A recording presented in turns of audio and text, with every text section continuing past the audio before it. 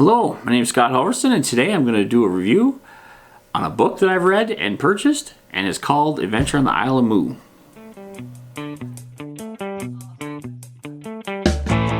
Adventure on the Isle of Mu is a very interesting book, and before I go into the book, I'm going to give you a little background. I read fantasy books. I read lots of fantasy books, and that's really all I've read most of my life.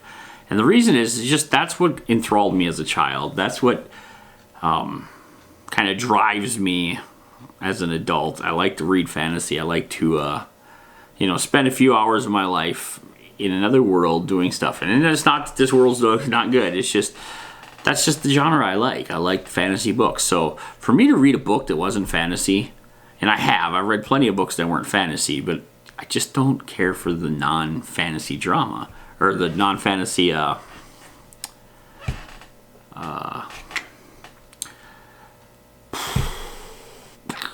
the non-fantasy genre. That's what I meant to say. Yes, I got it, finally. Anyway, and so I took a gamble. Okay, I took a gamble. And the reason I took a gamble is because, one, the author's local, and two, well, why not? It wasn't a crazy, 4,000 page book or anything like that. But there's an interesting concept behind what the author is doing here. And we'll get into that also. But, so to start off with, I'll give you a little rundown.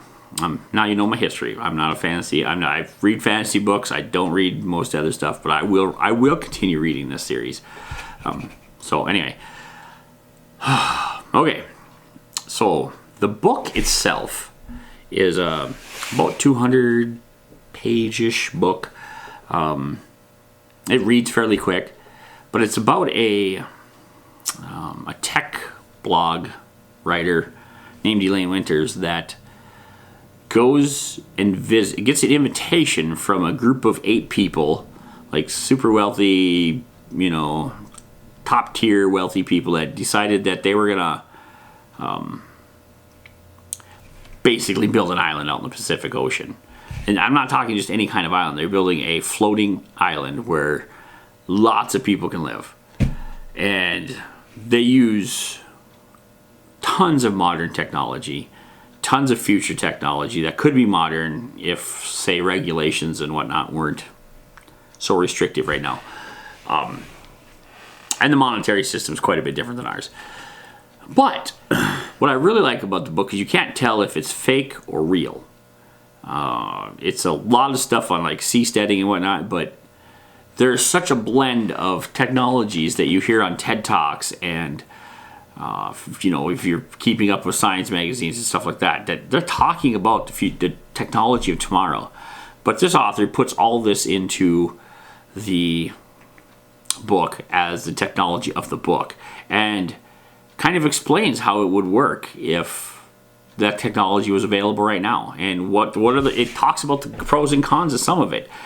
But because of the way Mu works, well, I don't want to tell you everything, so I'll let you read the book, but let's just say that there's a little more freedom to do what you want on Mu than there would be, say, in any other country that is has rules, regulations more than rules and whatnot. So anyhow, let's get back to the review of the book.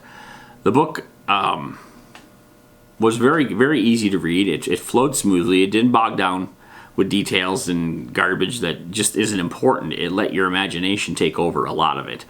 And isn't that what really a good book's supposed to do? It's supposed to let your imagination take it over and let you fill in the blanks, which is what I always thought a good book was. And that's why fantasy works so well for me, is because I can just imagine, what people are doing or what things are happening. And same thing with this technology. He just takes this and puts this technology out there, and he just lets your imagination run wild.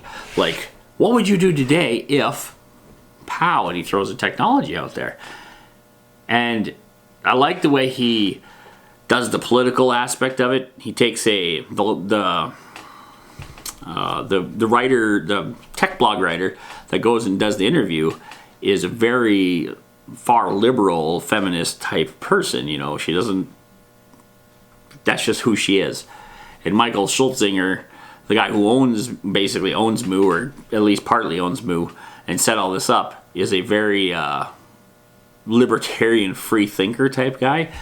And so are the other 7 people that came with him, so it's like the gang of 8. Which maybe is a little bit aggressive, but hey, it makes sense. Anyhow, yeah, so it's absolutely unbelievable. A fun book to read, and for me, as I said towards the beginning, I was going to get back to this, and the Patreon part of it is very interesting also. So the book you can get on Amazon, Kindle. You can get on Amazon Unlimited also, but you get it on Amazon. It's only $3. It's a digital book right now, and so I mean, for $3, that's less than a price of coffee at a Starbucks or some other big name coffee company. So I mean, it's like, why wouldn't you, spend $3 and hope that you got a good book? And well, anyway, the Patreon thing now that I'm talking about is where you can go and pay a monthly fee to help support somebody. And well, in this case, the author has created his own digital cryptocurrency, and as soon as that's up and running, he will be as soon as that's up and working properly, he will be giving out cryptocurrency every month that you're a patron of his, and you have different tiers to pay for it, and different tiers get you different things. You have 1, 3, 5, and a 50, I believe.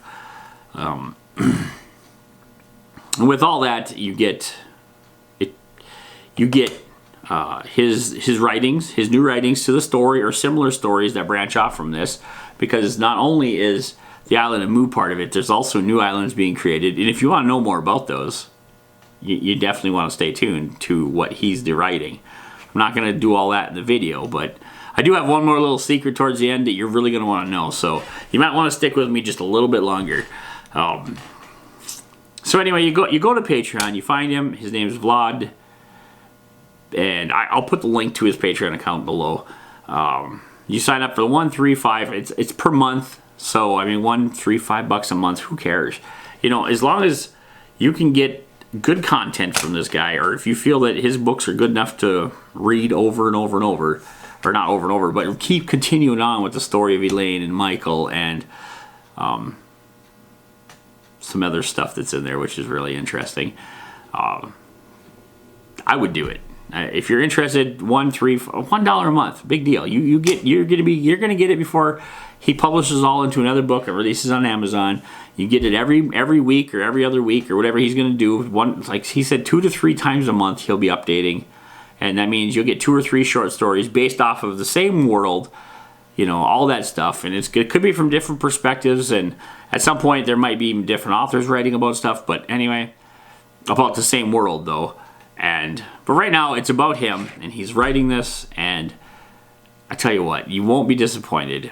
Like I said, there was a little secret at the end that I think that if I haven't convinced you by now, you're definitely going to go and read the book just so you can find out what an uli is. I promise you that if you read the book just to find out what an uli is, you will not be disappointed. Because I tell you what, if you know what an uli is, and you can imagine yourself having an uli today, you would never, ever know what to do without one. I mean, I think to myself all the time, after I've read this book, it's like, oh man, I wish I had one. Why don't I have a uli? Hey, why don't I have an uli? Anyway, until next time, my name's Scott. You call me Guff. Signing off.